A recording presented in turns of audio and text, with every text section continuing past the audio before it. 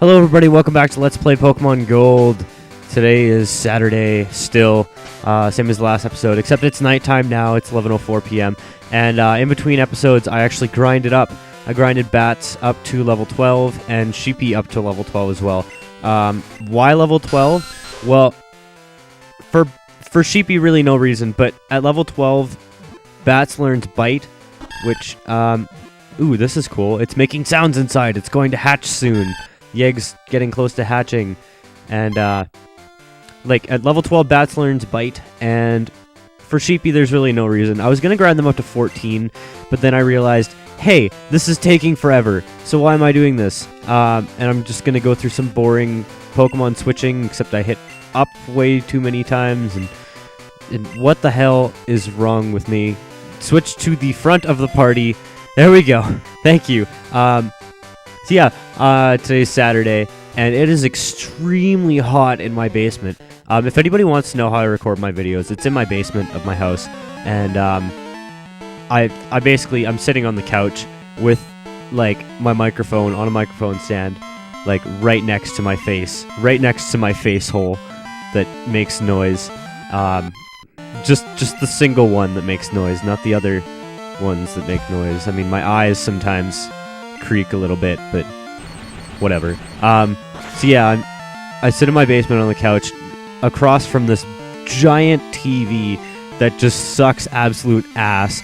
So, like, the video quality that I get out of this freaking, like, 72-inch TV is far worse than what shows up on the video. So when I'm playing these games, especially RPGs, like, not for platformers, but when I play these games, I'm actually playing it off of my computer, off of my capture card. So there's like a second lag in there, which, if you don't know, that's why I get all this lag and I complain about it all the time. But Sheepy grew to level 13, yay, got a little bit more special attack, and that was a Goldeen that we fought. I don't think I mentioned it. Goldeen is a pure water type, and oh, another useless phone call, yay. That reminds me, I got 2 useless phone calls while I was grinding up, so let's just add that counter up to 4. I don't know why I'm doing the counter. It's just a little fun thing, maybe to make my LP a little bit different from everyone else's. But let's see what is over here. Oh, and the path branches twice. I forgot that it branched, like, into 3 different spots. Okay, nothing important there, just a Bellsprout. I'm gonna talk to this guy because I want to battle you. That glance! It's intriguing! That was very, like, awkwardly inflected. Disappointed! Just like that. I found out what that video was actually from today, which is... I'm not gonna lie, that was really funny. Apparently it's from, like, this rendition of Hercules that somebody did in the theater. I don't know if it was in the theater or, like, on a movie or something like that. But, this dude, like, misreads his script. Instead of, like, acting disappointed, he screams disappointed for, like, no reason whatsoever. And it's just the most ridiculous thing ever. So I should probably switch out Sheepy, because I don't want Sheepy to get too high level. Actually, you know, I'm going into a place where it's going to be absolutely useless to me. So, yeah. So basically, all that way, all we had was grass. And I'm going to go actually back this way, because I think one of these guys, if you talk to them, they give you their phone number. Because if I remember correctly, there's 4 people on this route that you get a phone number from. I'm not 100% sure on that. I was kind of thinking that it was this guy that gave a phone number, but I wanted to check those other 2 as well. And yes, he gives us a phone number, yay. We got Ralph's number. So he's another person who will call for useless information about Pokemon and such. And that'll be fun and stuff. I'm actually going to go back and talk to this guy here and see if he'll give us a phone number too. Because I thought there were 4. There might only be 3, but I just can't remember, to be honest. Okay, nothing much there, just a wild Wooper. And I couldn't remember earlier if Wooper was water type or water ground. It is indeed water ground, and I will show you the proof of that right now, because you try and use Thundershock on it, and it doesn't affect Wooper. See, like, Thundershock is generally super effective on water types, so that would be a good move to use, right? Well, wrong, because things with no arms apparently are ground type, apparently. And we go over here and we get a Great Ball. Yay. So this is an upgraded version of the Pokeball. Pokemon catching mechanics are kind of odd.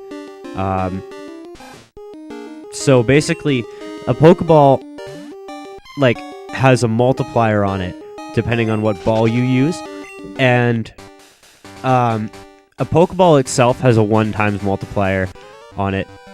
So, like, the catch rate for the Pokemon is going to be, like, whatever it is times 1 for a Pokeball.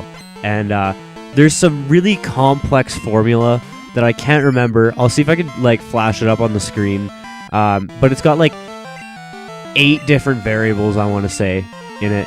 And it's just overly complicated and whatever. And that determines, like, the percentage chance you're going to catch a Pokemon in any given situation. Like, I remember when I was a kid, I always used to press, like, B. I used to hold B and then press the, like, a certain direction in time with the Pokeball shaking. Like, in Generation 3, I think it was, I'd hold B and I'd start with the up and then I'd go clockwise, based on, like, how many times the Pokeball had shook. And on the 4th one, I would just, like, let go of all the buttons, and hopefully it would catch. This guy over here, he tries to sell you, how would you like this tasty, nutritious Slowpoke tail? For right now, it's $1 million. You'll want this. Yeah, I want it. I thought kids these days were loaded. You can't even carry $1 million, and I'm going to check if this guy will give us a phone number. I always forget to do this, and I'm sorry. Apparently he won't. So yeah, come up here, and I think there's a hidden item right here. Yeah, there is. There's another Great Ball right there. So yeah, Great Ball will have a times 1.5 multiplier, I believe, and Ultra Balls will have times 2, and I think Master Ball's like times... It's either like times infinity or times 255, because that's like the highest number in a 8-bit system, I believe. Is that 2 to the 8? Let's see. 8, 16, 32, 64, 128. Yeah, 256. So it's a number between 0 and 255. And there's a very convenient Pokemon Center there. I used that a lot when I was grinding. That badge! It's from Violet City! You beat Faulkner? Oh my god, yes I did. I beat this really easy gym leader. So now we get to battle this guy who I believe is actually stronger than Faulkner. I think he's harder at least. But like I have Sheepy now, so flying types are kind of a joke, in all honesty. Some types like I could have a problem with could be like Steel right now. If I fought a Steel type, holy crap, I would be screwed. But luckily, I'm going to get a Fire type before then, and I will show you what it will be when we get to it, which hopefully won't be that far along. Actually, it kind of is. It's pretty far in the game. And so one of the people that like I talked to, or it's one of my subscribers. I can't remember if they subscribe to me or not. They're doing a horrible Pokemon challenge for Pokemon Ruby, and my controller is messing up and won't let me press A. Sorry. And it kind of prompted me to think, like, what makes my playthrough different from everyone else's, in all honesty? Like, all the Pokemon that I'm using, some of them are pretty common, especially Mareep, which is, like, extremely common. As I'm coming into this cave, I'm going to switch Batz to the front, because Batz knows a special type move, and there's a lot of rock type Pokemon in here, and most of them are low level enough that they're not going to know like any rock type moves, so it's not going to be too bad. This fat bald guy wants a battle. Whoa, what a surprise! I didn't expect to see anyone here. Hopefully none of these Pokemon in here know rock throw, or else I might be a little bit screwed. Oh, this guy might. This guy probably will. Crap.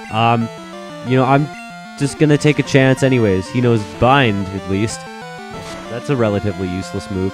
Unless it's Generation 1, in which case that was just like I remember Bind. I don't remember if this is actually true, but I remember Bind in Generation 1 just being like the most broken move in the game. In that, like, you could just use it repeatedly and trap a Pokemon, and if you were faster, the other Pokemon could do absolutely nothing to you, and you would just break the entire game. Please don't kill me with Tackle.